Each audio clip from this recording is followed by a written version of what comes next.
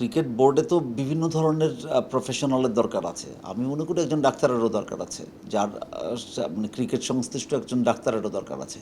তো সেই পার্সপেক্টিভ থেকে আমি এটা চাই এবং আমি আমার মতো করে চিন্তা করছি কিভাবে সার্ভ করা যায়।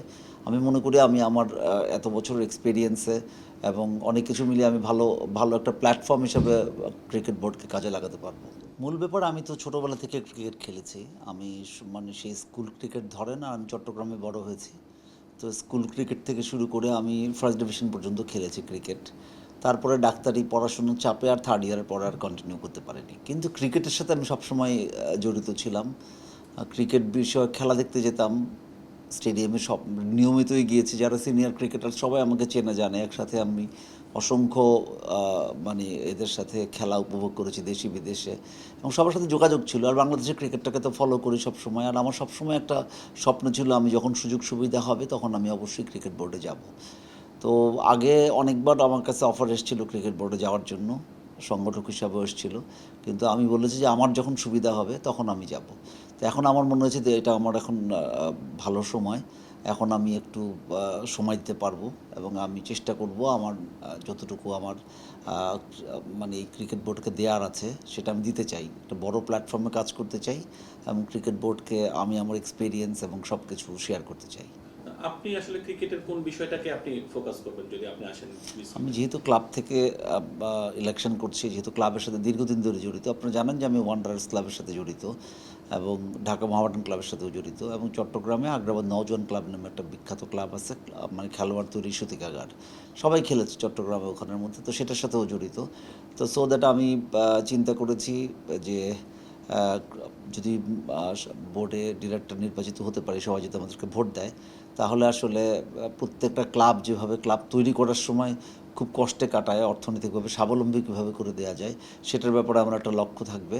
আবার ক্লাবগুলোর সাথে বিসিবির যে যোগাযোগটা যত বেশি নিবিড় করা যায়, তাদের যাতে দুঃখ দুর্দশা বা অন্যান্য যে কোনো সুবিধা অসুবিধা খুব সহজেই বোর্ডের সাথে শেয়ার করতে পারে, সেটা নিয়েও আমার একটা প্রচেষ্টা থাকার কথা আছে।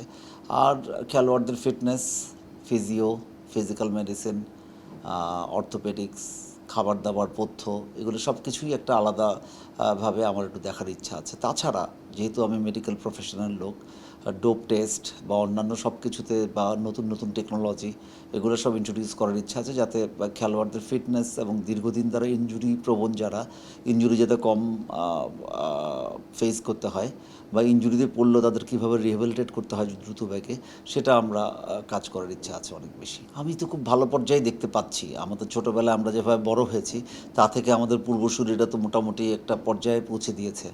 আমাদের এখন আমাদের চিন্তা ভাবনা, চেতনা এবং আমাদের স্কিল কোনোটাই তো মানে কম না। আমরা তো ইভেন চ্যাম্পিয়ন্স লিগেও আমরা এখন, যেটা টেস্ট চ্যাম্পিয়নশিপে ফিফথে আছি। তো এমনিভাবে আমাদেরকে অবশ্যই র্যাঙ্কিংটা কতটুকু উন্নত করা যায়, বেশি বেশি বায়োলেটারাল খেলাধুলা করা যায় এবং আমাদের মানটা যাতে আরও বড়, আরও ভালো হয়তো হতে পারে, সেটাই করার ইচ্ছে। কারণ আমরা তো নিচে নামার সুযোগ নেই, আমাদের উপরে ওঠার সুযোগ আছে এখনও। এবং আমরা আন্তর্জাতিক মানে যাতে সবসময় স্টিডি একরকমভাবে থাকতে পারি, সেই ব্যাপারে অবশ্যই আমাদের কাজ করার সুযোগ আছে। এবং আমাদের মন মানসিকতা চেঞ্জ হয়ে গেছে। আজ থেকে 30 বছর আগে যেভাবে আমরা ভাবতাম, এখন মানুষজন বা এখনকার ছেলেপেলে সেভাবে ভাবে না। এবং আমাদের এইবার ক্রিকেট বোর্ডে অনেক নতুন ব্লাড আসছে।